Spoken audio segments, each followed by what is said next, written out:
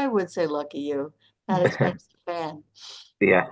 Hey, Matt, I'm Eli Gilman from Montgomery County, where I'm part of the new Office of Innovation Strategy and Performance, but heading up A250 for Montgomery County. So it's a pleasure to meet you. And Oh, that's awesome. he's one of our Tri-County partners. That's great. Angela, you have to get the waiting room cleared out, or Okay, can I you think I actually have, turn it it over? is. It is. I think everyone's in. Um, but you didn't unsecure the share Okay. so that we can share, because folks will keep coming in. Okay. Sorry, we have a little technical assistance glitch. Beth, Oh, that's Emily, all can you good. get it yet? If you make me the host, Angela, I'm happy to Okay. do what Karen's Okay. asking.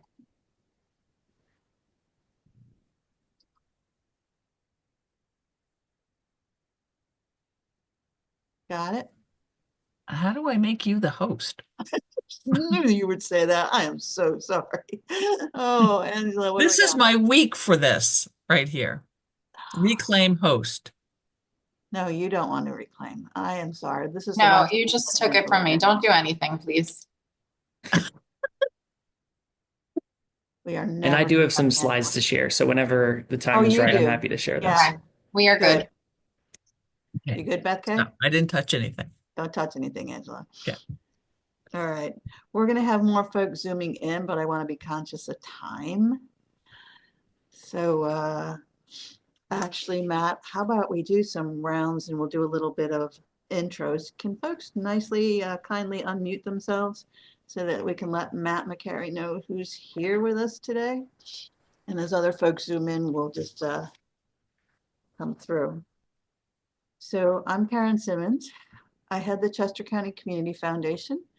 And with our cohorts, Angela Scully, who just unmuted and unshared, we keep running the 250 commemorations and celebrations for Chester County. And Matt, we're delighted that you've joined us this afternoon for the hour. We have a little bit of overview on 250 if anybody who signs in needs it, and then we're going to dive right in. And we put together a Q&A for you, but I think you're just going to talk about whatever you want and whatever people ask, and that is fine. Great. Angela, can you introduce yourself? Angela Scully, I'm the outreach officer for and resource officer for Chester County 250, working with Karen. And my background is running nonprofit organizations and pretty much fundraising. Heather. And we ran into Matt when we were doing our calls with elected officials. This is true.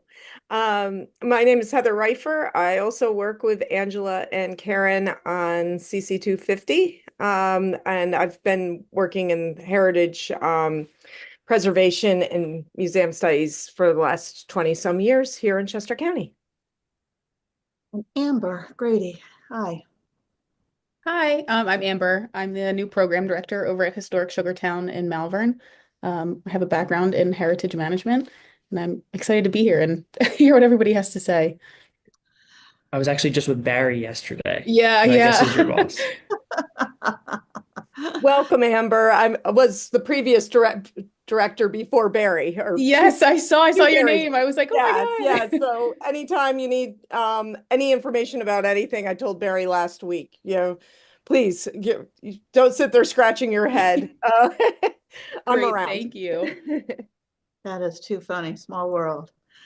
Mary Schley, is it Schlechter? Can you It is Schlachter, Schlachter. Sorry, Mary. and I am on the Historical Commission of London Grove Township. I have no credentials in anything history, but we're doing our best. I am glad you're here. Thanks, Mary. And then Jason, I'm glad you're here, Jason. Can you speak up, sir? Yeah, how's everybody doing today? I'm Jason Lang. I'm the Parks and Rec Director for East Goshen Township. And we are doing a series of America 250 focused events starting next year in partnership with West Goshen Township, because way back in the day, 250 years ago, we were at Goshenville collectively. So we're looking forward to a lot of fun programming next year. Very glad you're here, Jason. And how is our famous blacksmith shop over there doing? It's rocking and rolling 3 days a week. We're operating in there, so it's awesome. Warmest The place blacksmiths in are Chester- glad the weather's warm again. Oh, yeah. I have so much fun every time I go over there. Yeah, I agree. Yeah, very much so. Glad. Eli, do you want to introduce yourself? I'm going around. Do you dare? Sure. Hi, everyone. I'm Eli Gilman. I am the A250 coordinator for Montgomery County and also the new project director for the Montgomery County Office of Innovation Strategy and Performance. In Florida today, we're jealous. Yeah. Thank you. Dealing with two young kids who are on spring break for 2 weeks and trying to find ways to work at the same time. Good luck with that. There's a Thanks. beach. Use it. Yeah. All right, Todd Marcochi, I see you trying to adjust your screen. Can you pronounce your name for me and tell me who you are? Yeah, it's Todd Marcacci. I'm president of Under the Sun Productions based in Westchester, Pennsylvania. For 250th of doing two things. I'm the producer of the Salute to Independence Parade in Philadelphia, the 250th, which is going to be huge. And we've been working on it since 2022. But for here in Chester County, at least at this moment, we think it's going to happen. It's going to be a competition of world marching bands. Bands. And it's Who the are the world. band? Yes, it's the World Association of Marching Show Bands, and we renamed it yesterday as USA 250 National Championships. And so we're hopefully having this all nailed down by the end of the year. Heather is a big band mom. I have been looking for you. I heard that what you were doing, but I didn't know it was you. So I am glad you're here. Yeah, so for everybody else, it's marching bands literally from Italy, Poland, Sweden, Ireland, Taiwan, Costa Rica. There's a whole list of countries that are involved, and then they'll be here in Chester County competing, and then they'll perform in the parade in Philly, which is on July 3rd, not July 4th. That July 3rd parade in Philly with the pageant of international is incredible. I am glad incredible. Todd, when are they marching in Westchester? The field show competition is on July 1st. Okay. And that is a ticketed event. And we just haven't registered yet on the Chesco site yet until this is all solidified. Yeah. And then we think we're having the concert competition on the 2nd, which will be free to the public. So the field show is a ticketed event. Concert competition is free in Asplund Auditorium, and then they all compete in Philly in the parade on July 3rd. Right. Wow. And the field show competition on the 1st is at Westchester University? Yes. Mm-hmm. Got it. Uh-huh. Thank you. Matt, you want to be here for that. Thank you, Todd. Rob, you had a few words. You might as well introduce yourself, sir. Yeah, hi, Rob Williams. I'm the chair of the Historic Commission in Tredyffrin Township, which adjoins King of Prussia, Valley Forge Park. Also serve on the Chester County 250 Commission. And I'll just share my interest is both the municipal, we're a certified local government, but I also have established great relations with the nonprofits in my area. So also interested in how we can support them. Rob, have you met Matt before? We have not met.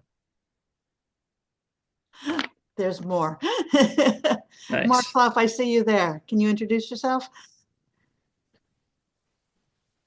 Oh, you're muted, Mark. You're still muted. Okay, how's that? That's better. All right, Mark Slough. I'm on the 250 Commission, president of the Friends of Martin's Tavern in Marshallton, and on the executive committee for A Path to Freedom. So I'm very interested in seeing what, if any, funding is going to materialize in the future. Matt. Yeah, thank you. He's an optimist. He is a very good optimist. Allison Dobbins, I was in Kennett this morning. Can you introduce yourself, Allison? Hi, I'm Allison Dobbins. I'm the Kennett Township manager. And so we're, obviously rich in history, and I'm always interested in understanding what funding options are available. So thank you. Glad you're here. We're about ready to activate a Southern Chester County Kennett Square 250 group. So Allison's been really helpful with her team. Who else do I need? Mr. Edmund, Matt, you're here. Can you introduce Yes. yourself? Yes. Hi, guys. My name is Matthew Edmond, Executive Director of the Chester County Planning Commission. Mr. McCarrey, Matt Bradford is someone I've known for a long time through the many years in which I worked for the Montgomery County Planning Commission. Matt is also my state representative. I live in East Norton. So glad to be here, glad to see some familiar faces, and looking forward to any insights that you might have. I work with the Chester County 250 effort as part of my role here with the CCPC. That's great, Matt. And David Blackburn, I can't see you. I don't know if you're there. David might have taken a break for a phone call. And Dan Campbell, I see you just zoomed in. Dan, I went by your beautiful architecture this morning on my way to work over at Stroud. Or if you want to introduce yourself? Hello, everyone. I'm Dan Campbell. I'm a historic preservation architect in Chester County, practicing in the whole Delaware Valley, Maryland, and Delaware. Glad you are here. Thanks for that, Karen. Hey, Karen, it's David. Can you hear me? You hear me, but you can't see you. Yeah, I don't know what's going on. The camera is on, but I'm here. There you are. You just have to get closer. I was attending another meeting, so we're doing introductions. Yep, glad you're here, David. Thank you. Hi, Matt. Thanks for doing this. I'm with the Chester County Planning Commission and the Heritage and Historic Preservation Coordinator, County Liaison to 250, and looking forward to having you here. Thank you. Great. Emily, Beth? My name's Emily. I do a lot of the marketing for Chester County 250. And I'm Wes Krallis, and I work with Emily on the marketing. There we go. So we're trying to get messages out. And is anybody else here that I missed? So Matt, seems to me that everybody on this call knows what 250 is about, so I don't have to do my spiel. but can people see the screen that I'm sharing with Matt's incredible Straight Talk photo on it? Yes. We'll make sure and send this out. So as Angela said, Matt's been really helpful in helping us guide some of the conversations we've been having as we've been looking to see where that magic pot of money is for 250 or is not. And as you know, throughout Chester County, we're trying to help people really throughout the region take a look at things they're already doing and places that are already existing and put a overlay on them for 250, whether they mostly have to do with the Philadelphia campaign and Chester County's role in the Revolutionary War and for the fight for freedom, and what fed into it, literally, from our agricultural bounty and iron, steel, and industry that forged our freedom, and the unfinished business on the path to freedom. These are very much we the people events that we're trying to really put out there and encourage people to do, and the planning is going beautifully. Really focusing today on, there are some heritage infrastructure improvement needs so that visitors have great experiences when they come to Chester County. And we've got some heritage centers and some apps, maps, kiosks, trails, all in need of upgrading, because we want to make sure that when people get here, starting with Lafayette's Bicentennial, which is now this year, throughout 2026.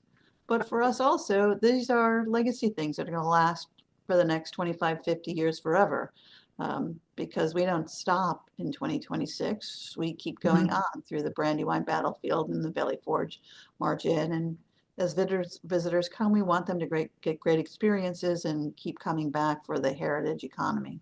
I think what Karen is also saying is that this isn't just about history and citizenship. It's about the economy. So we want people to come, visit, stay, find out where they're going because we're hopefully get funding for signage and parking and ADA bathrooms. Those are the amenities that we're talking about. So I think it's important to sort of widen the lens. Yep. The heritage centers combined with, and the attractions combined with the main streets to really be a credible economic driver. It's a asset Chester County has had for centuries that really hasn't had the infrastructure that other places have, as in Jersey or New York or Delaware. And as the 250 Commission keeps adding resources to our website, Angela, Yeah, I think it's important that you visit the resource page. Emily and Beth really keep it up to date in terms of things that are happening, and they push out any kind of grants that we hear about.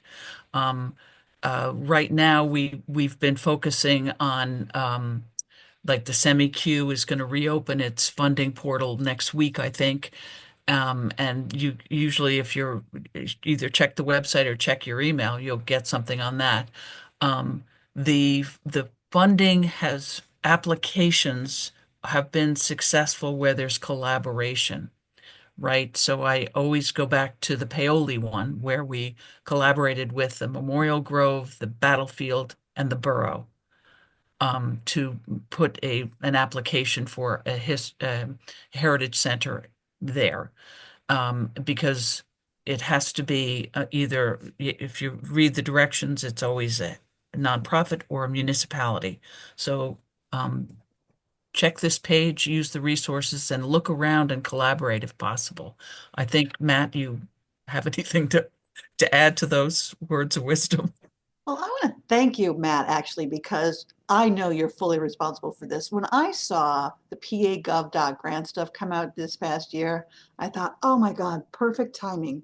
It's always been so hard to try to figure out various sources for nonprofits and municipalities and businesses.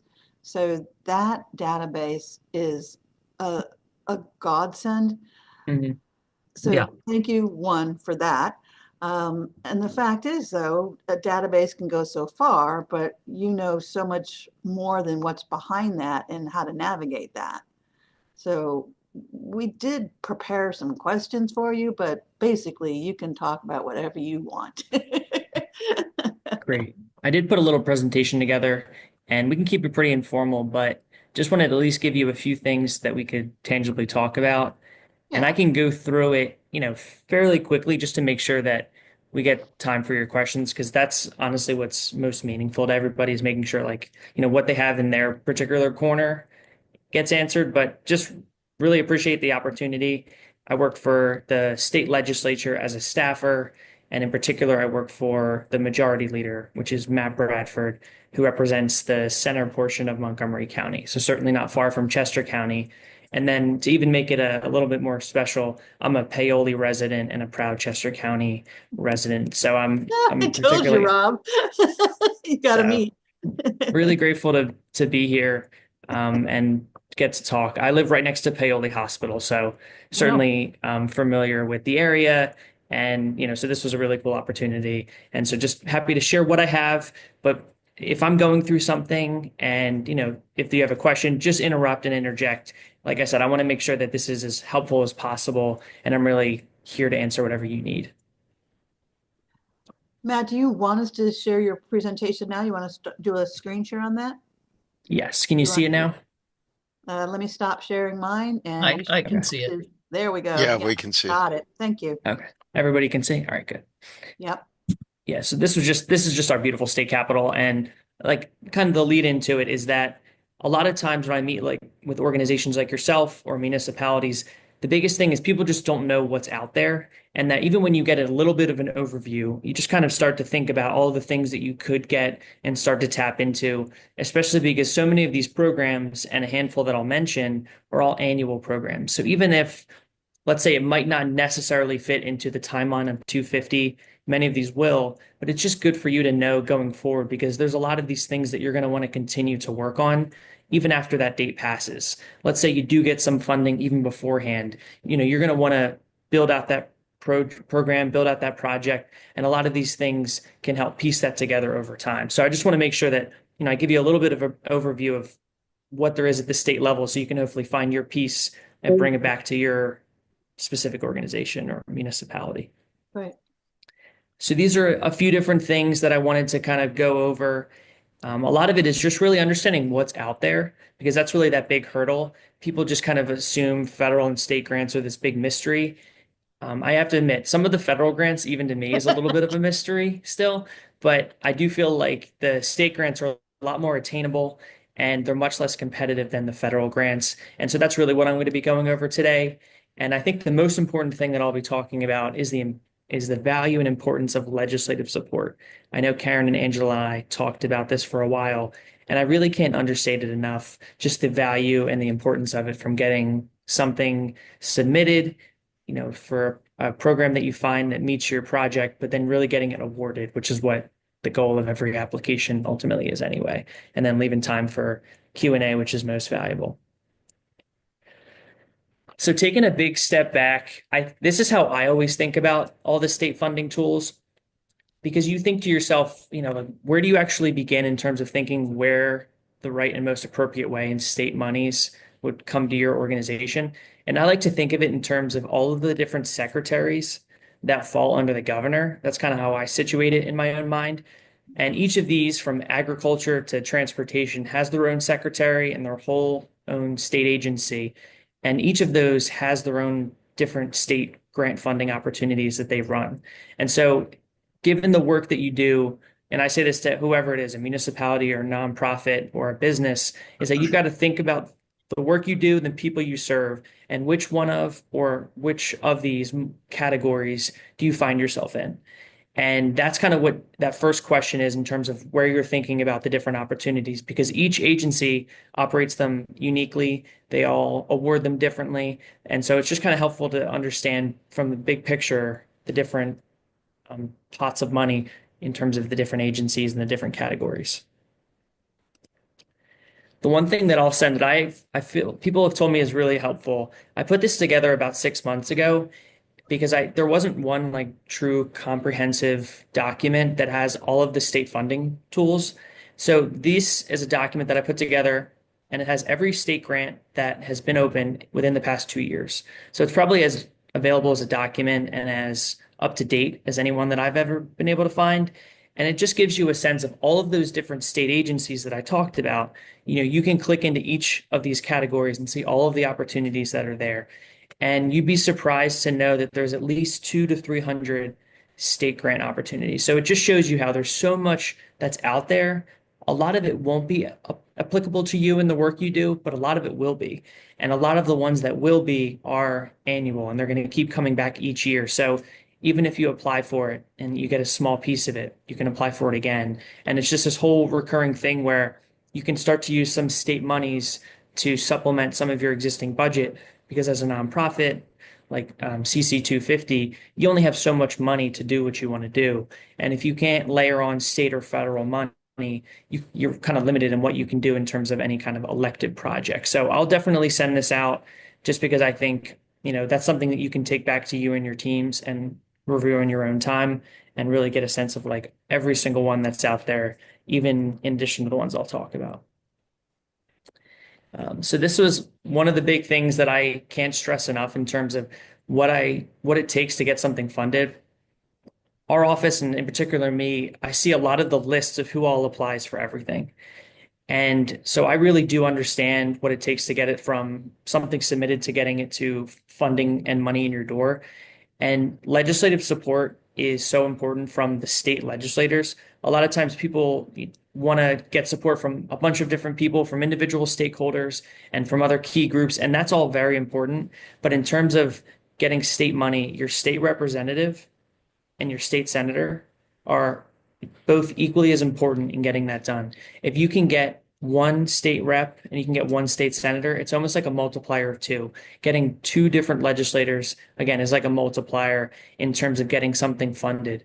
And what I would always recommend to anybody, if you have projects that you're working on in your municipality, in the county, getting that buy-in as early in the process as possible is just going to help make your chances of success that much better. Because if you bring a project idea to a legislator before it's something you even submit for, they feel that buy-in from the very beginning, and that when they see that list of who all applies in their district in front of them, it's going to jump off the page. If they've been there for a tour or a visit, or I've had a few communications with you and your team, it just makes them feel a part of the whole process, especially if they've given input or if their staff is aware of it.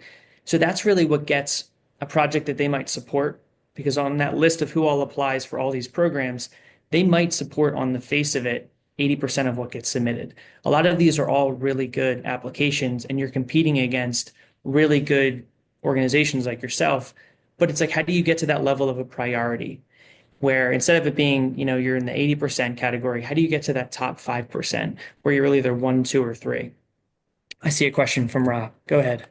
Yeah, Matt, I suffer from 4 decades of working on federal DoD contracts. So I have this notion in my head that everything's objective and there's criteria. And yet I get confused when I hear, somebody like you say, oh, well, there's a way that your legislator can influence, help, push it along. I was wondering if you could talk about, objective versus legislator priorities. Yep. So there's always some level of objectivity with these. Each grant that you submit to some degree gets scored, and that scoring does matter.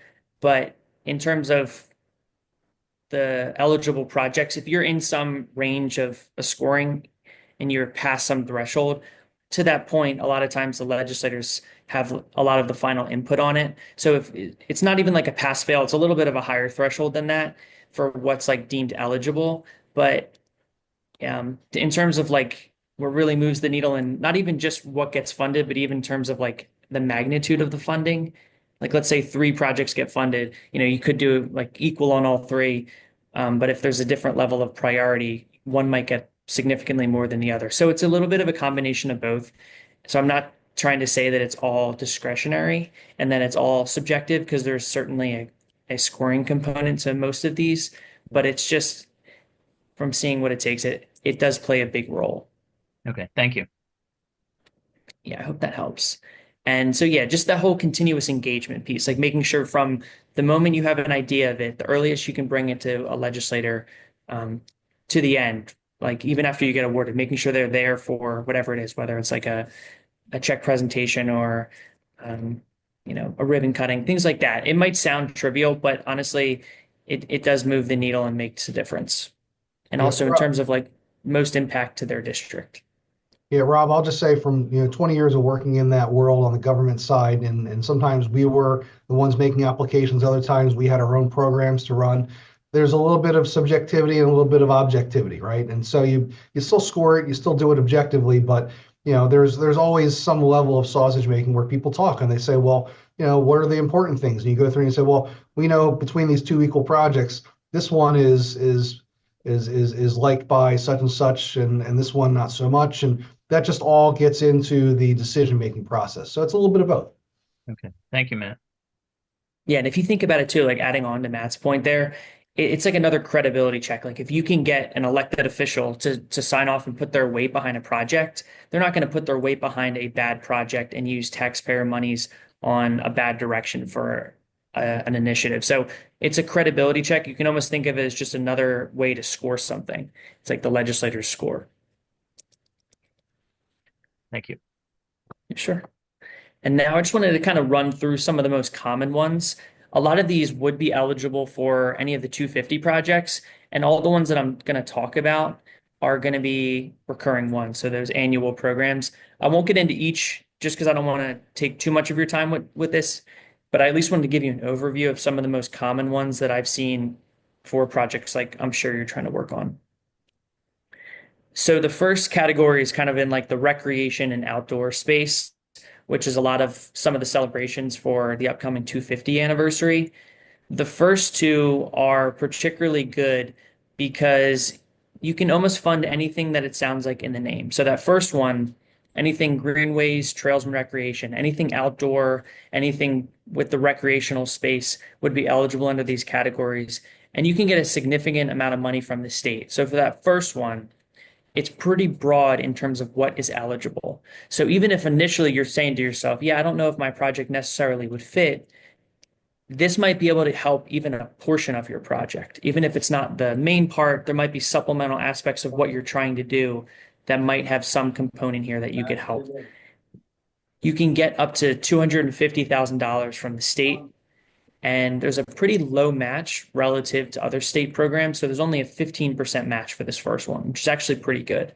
So whatever you get from the state, you and your organization have to contribute 15% of the total project award. So that's kind of what that means. The second one there is the same scope. It's the same type of things, anything greenways, recreation type, but you can get a bigger amount from the state.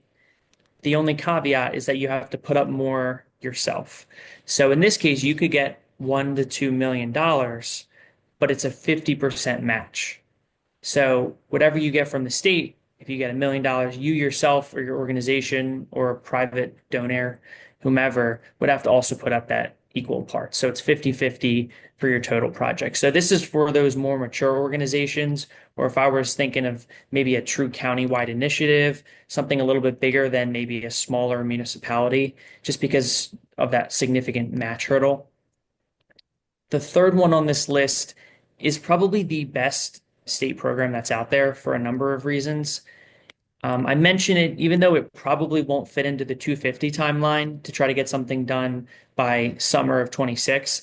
But think of this in terms of, let's say you get some state monies for your 250 project, but it's not fully complete. This is a perfect one to try to supplement, to try to get those remaining dollars. So this program, the statewide local share account, is basically anything tangible, anything hard costs, any kind of improvement, whether you're buying something, you're building something, you're deconstructing something. It is as broad a definition of a grant as possible.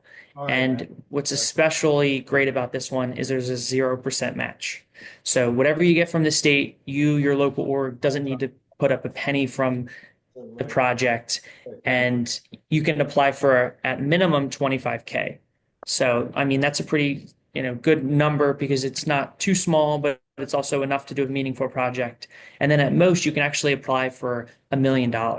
So it kind of ranges the big to small to medium type projects.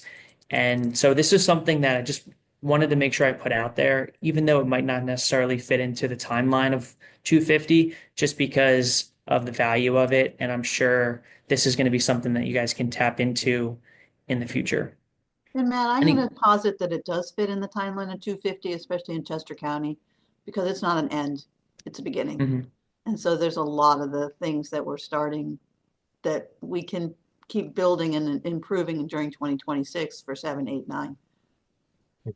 Also, I was going to piggyback on that. We've done a couple of these, Matt, and I'll say that one of the big hurdles is actually the timeline of finding out.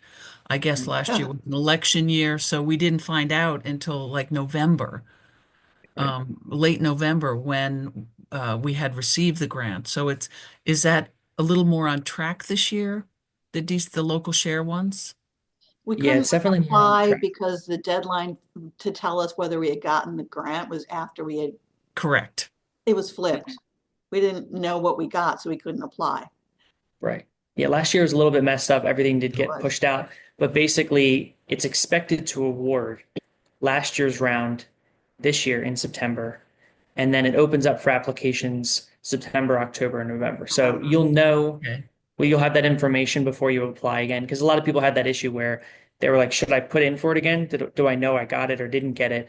Or should I apply for a phase 2, assuming I'm going to get it? So I think this year, now that the program's a little bit more mature, it's a little bit better in terms of the timeline. So you should have more of a runway to know what you got or didn't get, and then how does that influence the next application round. I will also say from experience, they're so helpful when you call that office. They're great. They're actually talking to you and you know, it's not like a machine or whatever. Mhm. So Right. And they When you made the process for applying for anything under this DCED umbrella. So it's the Department of Community and Economic Development.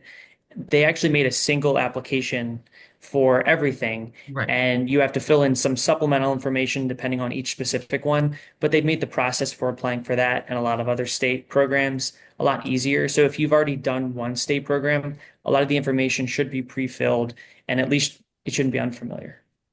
Matt, I just want to make sure that this group is aware, and if I'm wrong, correct me, but like these are programs that have been run for years that will probably be run for years after this. And so if we have a project or an effort that ties into our 250 efforts that meets these requirements, then this would be a good thing to go for. But if we wanted to fund certain things that might be specific to celebrations, this wouldn't be it. So if you want to build a statue to General Wayne, or you want to pay for offsetting the cost for a parade, like that's not what this isn't like 250 specific grants. These are general grants Bricks that and if you mortar. have the right type of project, you could go after this. Interpretive signage is real important, whether it's 250 or after. So this is more the Heritage Infrastructure Network part, I think. And Yeah, that's what a also, lot of the as state I funds. remember, it's also got to be a municipality along with a nonprofit. A nonprofit can't apply on its own, so Correct. we will partner it. Yeah, that's what I was talking about, collaboration. At Paoli, Right. we got the borough to apply On for behalf the of the other nonprofit nonprofits. partners. And yeah, Well, I mean, just to be clear, these programs, this isn't everything, of course, they fund, but the greenways, trails, and recreation, the C2P2, those will fund trails. They might fund parks. They might fund water improvement, water quality projects. So if our 250 efforts in any of our counties want to do things like that, this would fit. But these aren't necessarily historic preservation grant programs themselves. We just have to keep in mind that there's a lot of things you could do in your celebration, your commemoration, and if certain things fit these programs are eligible for it. mm-hmm.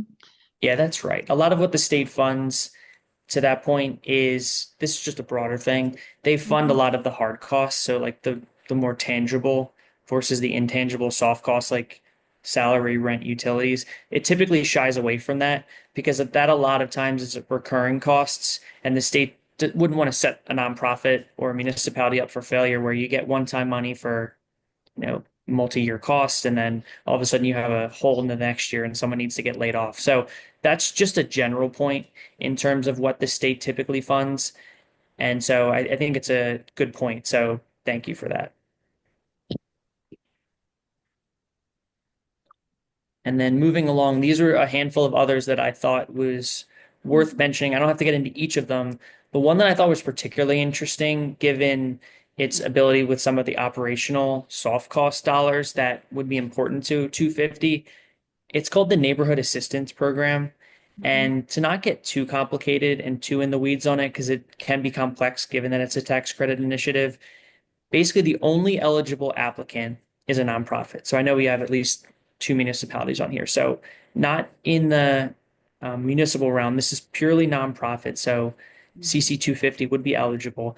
Basically what this is if you have existing donors, private philanthropy that you already have, people that you know are going to donate to you, this is a great program because essentially what you can do is, depending on what you're looking to accomplish, if someone has $100,000 donation they're about to give to your nonprofit, if they apply for this program in coordination with you and the state, it's kind of like a 3-part thing. You have a project you're looking to do, you have people who are looking to fund it, and you've got work you want to accomplish. If they give you $100,000, they could get up to 75% of their money back in a tax credit. And so what's especially good about the nonprofit is you guys don't even have to do the tax credit piece. You just get the $100,000 donation from your private philanthropist, and they get the added incentive of saying whatever they donate to you, they might get up to 75% of that back through state taxes. And so there's a lot of value in that because if you have those existing relationships, it just gives them the opportunity to say, hey, you gave $50,000 last time. would you be able to increase it knowing that you'll likely get a good chunk of that back from the state? And all you really have to do is just keep a pretty hyper local project. So it can't be something countywide. It would just have to be almost like municipal or even smaller than that, like neighborhood specific, which is a lot of what you could do for some of the projects anyway. So if that's something that is of interest, I recommend looking into it, especially if you have a good donor base and you have a good like philanthropy system, because it's just a good way to get a succinct project together, and you can use it for some operational money. Matt, is that tax credit to the donor, is it over a course of a year, or is it able to be spread out over multiple years?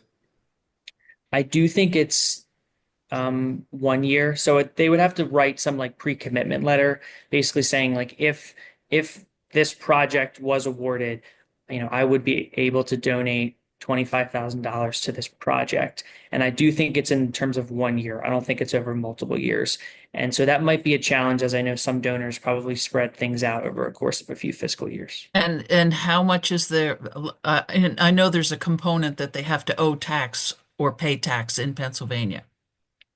So a corporation would have to be paying taxes in Pennsylvania to take advantage of the tax credit. Yeah, I think that's a piece of it. Yeah. I don't think you have to have $100,000 tax liability to get 100,000 back, but that's some of the nuance that I don't know as well. But I've heard it's really popular, and it's a pretty easy program because the nonprofit doesn't have to get involved with the tax credit piece. You just have to work on partnering a good project to a good donor. Or a good company too. It doesn't even have to be an individual. It could be giant. Individual or It could business be, or corporation. yeah, it could be like your local community bank. So Good one. Thank you, Matt. yeah, I thought that one was good. And then the other one on here that can do some of those like soft cost dollars is the second one. So it's called the FAIR program. It's essentially a housing program. So I'm not sure if any of the work that you would do would have some impact here. It might not, but anything that could do some type of impact with housing, even if it's a historic housing, it would be eligible under this, and you can get a good amount of money from the state. Sometimes the awards are anywhere from like 250,000 to a few million. So just kind of wanted to mention it because I don't know if there's even one project out there that would be eligible, but it was just worth it given the magnitude of what people get from it. The historic East Linden project is a neighborhood that's historic and at risk. And the FAIR program's been very helpful for them. Oh, that's good. All right. And now these are some specific to historic preservation and the more 250 work. And these are all existing programs. These aren't like 250 specific, but they would be able to fund 250 type work. So you may already be familiar with the first category. So this is a pretty popular program. Essentially, there's really two specific programs underneath this Keystone Historic Preservation at the top. There's a planning side, and then there's a construction side. The two different grants are just like that. The planning grants, you can get up to, I think, $75,000 to do some historic planning project. And then you can apply to also get a construction one to kind of do what you just planned to do. And it's not like you need to one to do the other. It's not like you need to get the planning first and then get the construction. You can get one and not the other in either direction. But it's a really good program and it's an annual one. So this is just something that I think is worth mentioning. Candidly, I don't know when it opens for application. So I actually don't know if it's passed or not. Just closed Okay. for this year, March 2nd, I think it was.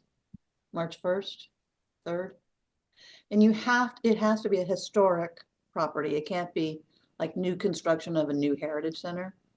Correct. It could be a renovation of a historic property on the register. Yeah, the property needs to be either eligible for the National Register of Historic Places or listed as on the National Register.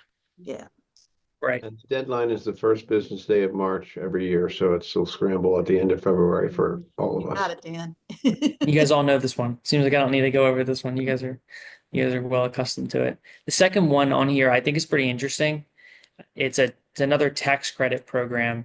And what's interesting about this one is if you can turn whatever historic site it is that you have into some form of revenue, like if there's some way to get revenue from it, you can get monies through a tax credit. So if you can turn it to something where you can get visitors where there previously were none and do some type of revenue source through tourism or otherwise, you can get money back through a tax credit. And that would help if you did some type of renovations, knowing, if we were able to do some renovations with the chance that we might get some funding back. I just thought it was pretty interesting. And a lot of people weren't familiar with this when I've spoken to people about it. So has anybody heard about this one? Yeah, Duport Thai House is a good example of that one, Rob Williams. Yeah, I took great note. Thank you. Something we'll explain to Matt later about. Yep. The third one on this list is actually more of an annual program. We actually increased the program by 100% last year in the budget, which we were proud of. So we got a good amount more for the program. If you know about this, it's probably because I think you're in the formulary distribution of it. I do think it's something that you either get or don't. And if you don't, I think you can apply to try to get it, but it is competitive to try to get in the mix. So you can get operational money from the state, and it's more of an annual thing. I think it's maybe somewhere to the tune of like $15,000 a grant now that we increased it by 100% to make it a little bit more viable for the nonprofits.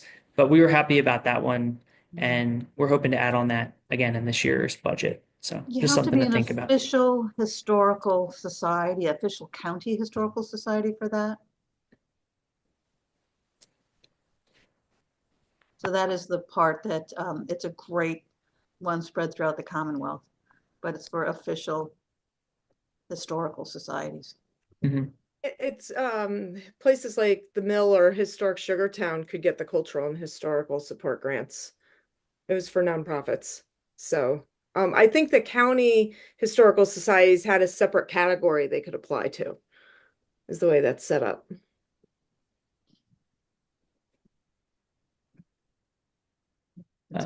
And then I also just wanted to give them at least like my overview of what I've heard from some of the 250 monies, just because I know I talked to Angela and Karen about this, and it seemed like there was a lot of miscommunication from, I guess, maybe the governor's office as well as the PA 250 about some of their different things they've done. So I know at some point, maybe 18 months or so ago, there was a request for proposals, and many of you may have submitted proposals for different projects. And then you're probably just kind of like, well, where did that go, right? Like we submitted a proposal to the governor's office and not really sure where that went, but didn't hear if we got money or not. And so I did confirm with the Gov's team, and I also confirmed with Cassandra Coleman, who I'm sure you know, running PA 250, that the Gov's office did that request for proposals to get a sense of the level of demand for the state in terms of total project costs, and also to get a kind of a preliminary look of what's actually out there in the need. So if you didn't submit in that initial tranche, it's not to say that you're not on some list. A lot of people were like, oh, I didn't apply in that initial round. It's not to say you're not eligible for it. It was just an initial look at it. And given how far away ago that was, many of those might not be needed anymore. The cost estimates may have gone up or down or whatever, or they may have done some portion of the project. So that initial list was like a once in time thing that I gleaned from the Gov's team, and it helped direct what they asked for in this last budget. And so what they're going to go to the table with for this coming year, because it certainly is on the table and a big item, they used a lot of that information to help guide what they would do with it, what a program would look like if they were able to get something meaningful up. So I wish I had like a more succinct answer to say, oh yes, it's going to be $10 million come July 1st when we pass our state's budget. But the honest answer is, like, from conversations with the Gov's office and Cassandra, that was really a good starting point, and it gave them a good sense of what they would want to do if they're able to get something in the budget for this coming year, which we would know basically July 1st. Matt, if I can make a point there, I Sure. attended both Southeast region presentations for that, Philly and Allentown, I think it was. Yeah, And a lot of organizations presented. There was a lot of work. There was a lot of enthusiasm. And I think what happened is there's a lot of disappointment as a result. They went to all 6 regions. They had 2 meetings in each region. It was a very, and now to hear that it's, kind of a budget exercise rather than an actual grant application is, I'm hopeful something good comes of that, but I can tell you there was a lot of energy in that first round. So Yeah, so I guess to make it a little bit more clear, when they initially did it, it wasn't entirely to that end. They were hoping that there was going to be money in the last budget for it. But in the 2024-2025 budget, which was passed basically a year ago, there wasn't sufficient to open up some type of program. It was like a nominal amount. So the intent going into it, from everything I heard, was to do it. Like, it wasn't just to waste everybody's time, but it just didn't materialize in terms of funding. So they had the projects, they had the shovel-ready projects. There just wasn't the money to back it up. So they at least used the information to some way to be valuable. But to your point, like, it's obviously frustrating given like the way that they presented it made it seem like this was a guaranteed thing. yeah. Okay, thank you. That makes sense. Sure. Any other questions on this? I know this one left a lot of people disappointed, and even our office was somewhat disappointed just because we got interest from our own constituents and from Montgomery County. And it was kind of that same thing. Like, people felt like they put a lot of energy and time into something that didn't end up going anywhere. So we're just hoping that in the budget that we can do in front of us, that we can get something meaningful. Because we were initially hoping for some monies from the federal government. I'm not sure what that looks like today, to be honest with you. There was a lot of talk in the past, 18 months that there was going to be some federal dollars to all of the states so that they could be the ones to pick some projects. And if you get federal money, I mean, it's like when the state gives a township money, it's like a huge difference in terms of magnitude. So we were really hoping that we'd get something from the feds, but I just don't know now, especially with some of the budget cuts. So that's kind of just a big open question. We might just have to find our way to do it ourselves, but that's something that we're just trying to work through.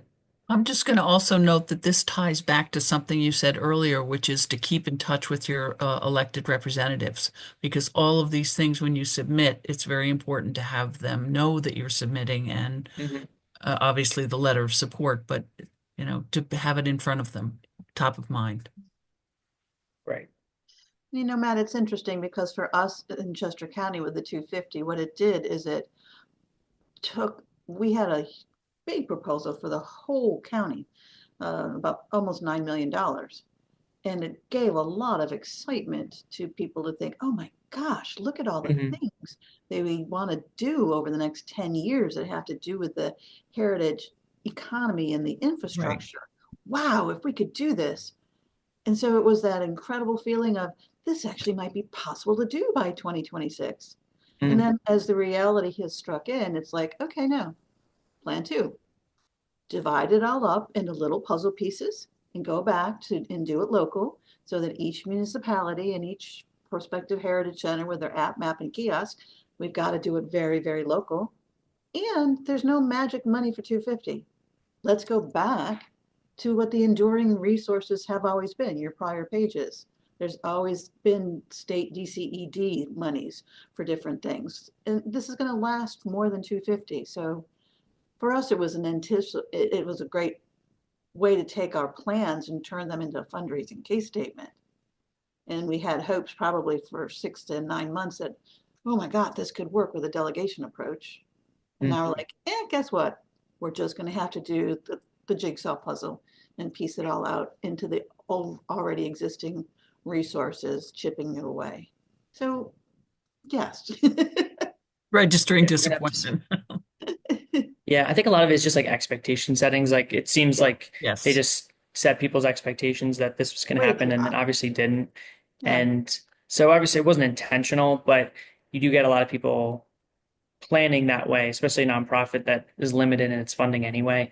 So, I mean, I'm not just trying to bash whoever did it. It's a lot harder than it seems, but it is a shame. And I hope that we can get some meaningful funding in our upcoming budget, at least, to make up for it. But the plan still guides what we're looking for, because it wasn't like we were chasing after a funding trail. It's like, this is what we need to build a strong heritage economy infrastructure in Chester County. So let's do it, piece by piece. Okay. Yeah. So that's really it. I hope I at least give you some of the sense of what I know and some of the things that I think would be applicable. What I would say is, I recommend just shoot me an email even now, or just shoot me a text. And happy to keep your information down too. If if I know of anything that's coming at the state level, I'm happy to just let you all know. If you just send me an email, I can add you to a list, or I'll make a list of whatever we decide at state level, whatever we get, if there's any supplemental funding, just to make sure everybody's aware of it. So I'm certainly happy to do that. But I appreciate all your time. I hope this was helpful, and I'm happy to take any questions at this point. Other questions? Rob, I see your hands up. Yeah, quick one. To the Pennsylvania State Historic Marker Program, we kind of learned that there were priorities for, events in history and lack of interest in other events in Pennsylvania history. That was not in the RFP, but we learned about it afterwards when, our applications weren't accepted. So is there the same thing you think with these grant programs? There's kind of, higher priority things that are, the governor and they're just not clear on the RFPs, or what's your sense of that? Yeah, typically, like the governor's priorities would be in the original program document. So I'm surprised that like something like that would come out at the end, but a lot of times before they make the grant document that has all of the specifics about it, like the eligible costs, the eligible applicants, et cetera, he would put his priorities in that. So you'd know up front. And I have to say that's pretty much been the experience too, where if there's something that's important to the Gov's office or whoever's making the final call, a lot of times you'd see that initially, and it usually isn't a surprise. So that's disheartening to hear that, but it's not usually that common that you get some surprise like that. Yeah, I think this was a subtle one, so it wouldn't have ranked in the RFP. But thank you for your answer. Could you share possibly, Matt, that page that you had with the listings of possible grants? Oh, Matt, we're just going to ask you to send the whole JPEG PDF to us so that we can put it on our website as a resource and send it out to everybody. Would that be Yeah, all right? happy to. Yeah, honestly, that's worth just taking some time, or if you have somebody that's specific to grant funding at your municipality or org, like having them look through it, because there's so many that are in there. There's up to 300, and that was a point in time. Things can always get added, but that gives you a sense of where a lot of these state monies go. And even if you initially see it on its face and it's like, oh, that might not be eligible, if you even think a little bit, go to those grant guidelines and see, because some of these are more flexible than you think, and you might be able to find a way to put some piece of your project through that program. So I can definitely send that. Good. Matt, when I read the things in the governor's budget from, I guess it was last month or so, and Andrea and Eli can help with this too, because we were talking about it. What I saw a lot for things related to 250 for that whatever millions was that it was mostly on the sporting events taking place in Philly and Pittsburgh, and security and transportation, plus advertising, promotion, and marketing. I didn't see anything for apps, maps, kiosks, byways, that sort of stuff. True or false? Yeah, no, that's largely accurate, but the way that the normal budget process works is there's a lot of different categories that the Gov's office like intentionally leaves out, knowing that it's something the legislature would put in. It's just part of like the back and forth of the negotiations. And so we know that's just one of those things where and I guess it's the Gov's office, knew that the 250 money was something the legislature would put forward. So it's just kind of a weird inside the building thing. Like I wouldn't read too much into it, but from everything we've heard, it's certainly a big discussion item for the budget, for what that's worth. But it is confusing to the public, because you do see that you're like, oh, what did he propose for 250? And you see a lot of the security monies and then the sports marketing and tourism funding that doesn't necessarily tie right to 250, but it's just kind of like the back and forth of the budget negotiations. I have reenactors football. Reenactors football? Football. That's 250. Yeah. Good try. Other questions, comments, observations? It's already 1 o'clock. That happened very quickly, Matt. Anybody?